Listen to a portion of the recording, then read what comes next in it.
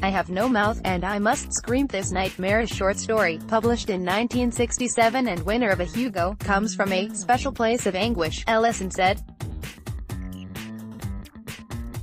It is set in a future where a supercomputer, AM, Allied Mastercomputer, has wiped out all of humanity apart from 5 people, and spends its time devising tortures for them underground.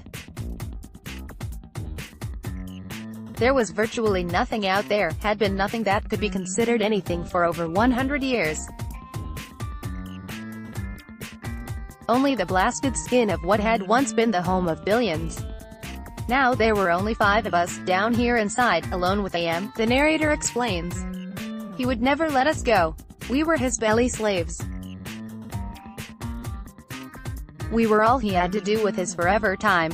We would be forever with him, with the cavern-filling bulk of the creature machine, with the all-mind soulless world he had become.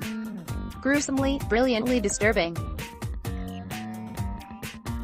Deathbird Stories, a 1975 collection of some of Ellison's best short stories. This deals with the new gods, with the new devils, the pain god and the rock god and the god of neon, the god of legal tender, the god of business as usual and the gods that live in city streets and slot machines.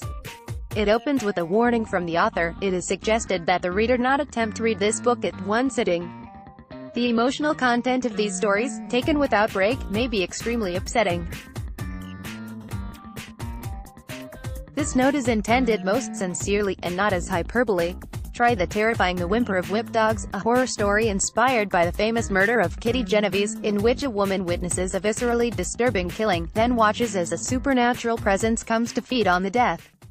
A Boy and His Dog. This Nebula award-winning novella from 1969 is set in a post-apocalyptic America, and follows teenager Vic and his telepathic dog, Blood, who sniffs out girls for him in the virtually women-free nuclear wasteland.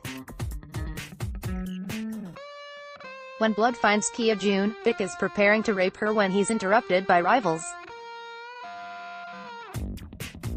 Later, he has sex with her. I don't think she really wanted to fight me anyway, and she lures him down to the underworld city where she is from. Violent and graphic and not for the faint-hearted, this novella, first published in 1969 and later adapted for film, ends with one hell of a twist.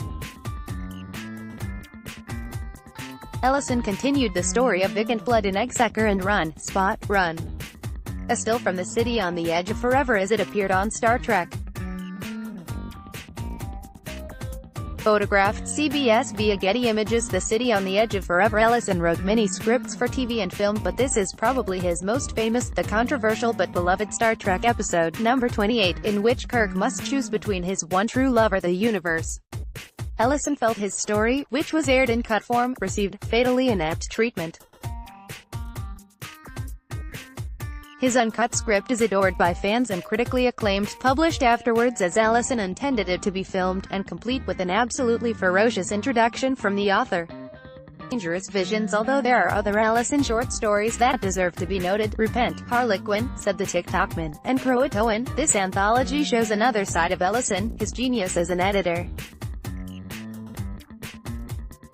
Collecting work by names ranging from Philip K. Dick to J.G. Ballard, via Larry Niven, Fritz Leiber, Poul Anderson, Theodore Sturgeon, Samuel R. Delany and Ellison himself, the 1967 book saw more than 6 of its stories win major awards. What you have in your hands is more than a book, writes Ellison in his introduction. It is a revolution, intended to shake things up.